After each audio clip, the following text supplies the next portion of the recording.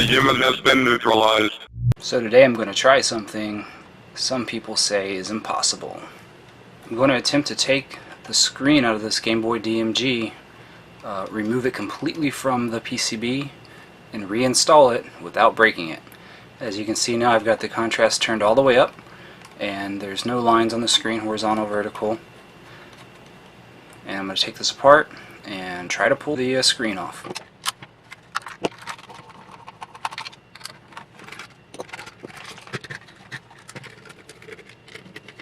Okay, we're down to the PCB and the screen, and I'm going to remove this screen from the PCB.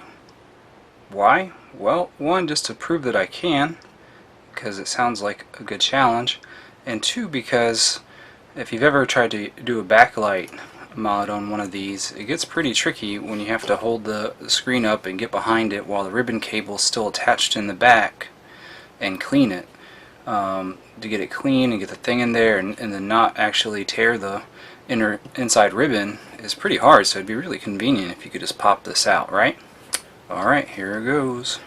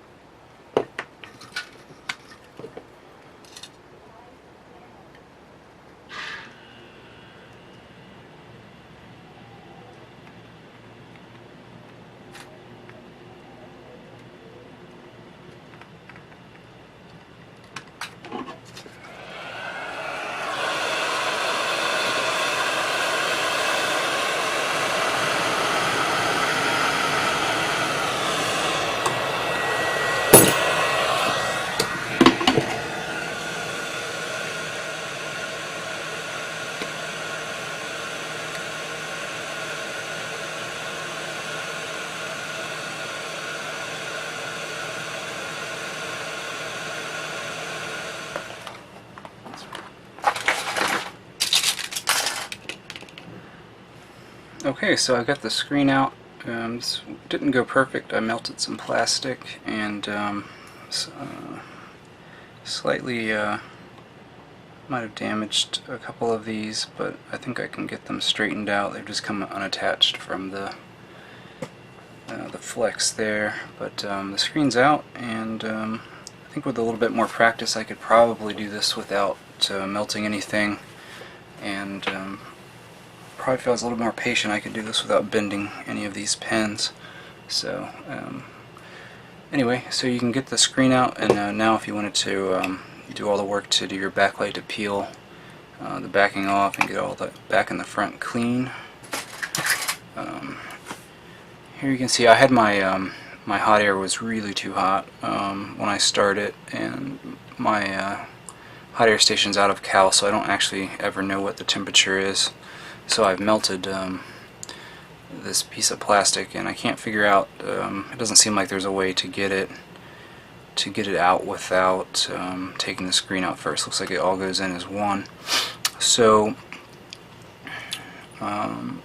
one technique I was trying out without hot air, because hot air is the thing that's hard to control, just to solder. I got this ribbon halfway off. I think if I had some low temperature desoldering solder, some chip quick, that this would probably be pretty easy.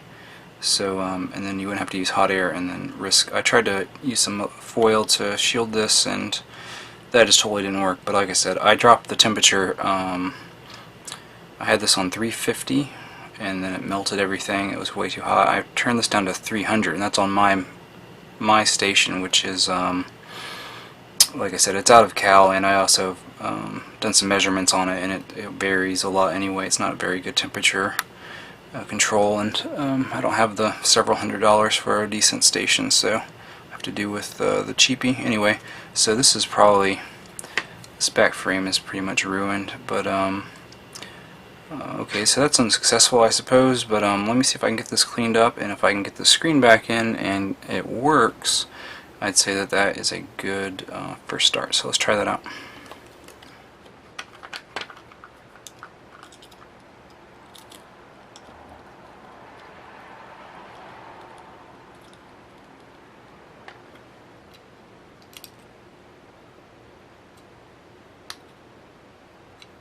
Actually, now that I wicked up some of the extra solder, it doesn't look as bad as I thought it did. I think it's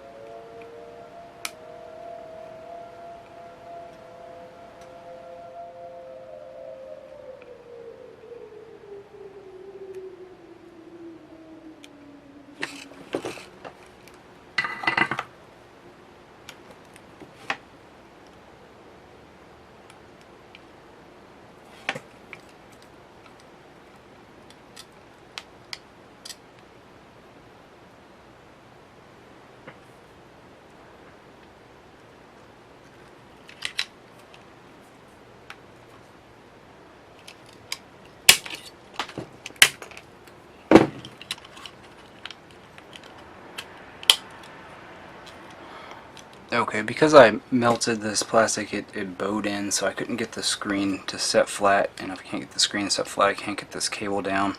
So I went ahead and snipped out the bottom of this bracket just so I can get the screen to sit right, sort of right.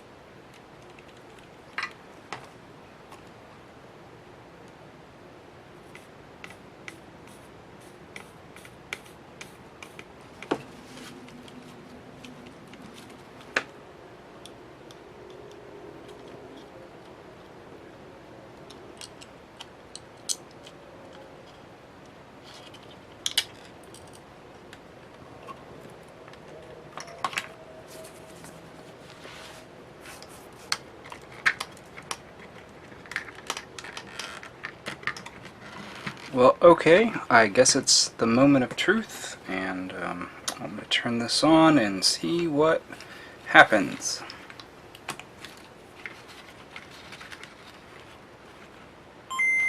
Et voila!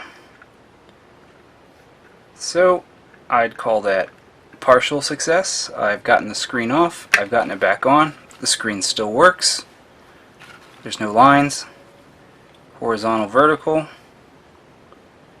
I did melt some of the plastic, but not all of it, and the screen actually went back in. So anyway, just thought I would try that out, and I'm not sure if I'm going to keep practicing to see if I can get it to where I can take these out at will without burning anything, without melting any of the plastic. That's been the hardest part so far. This is the second time I've tried this. The first time I actually did end up with some lines, but the fact that it worked at all proved to me that it was possible. So this is the first one I've done where there was no lines, and the second one where I've melted the plastic. So anyway, I hope you enjoyed this crazy attempt at doing something that shouldn't be possible, and now we know that it's at least partially possible, and maybe someone else can figure out how to get it off and back on without melting any plastic. So alright, well, if you like this video, be sure to subscribe and hit like and all that stuff, and I'd really appreciate it.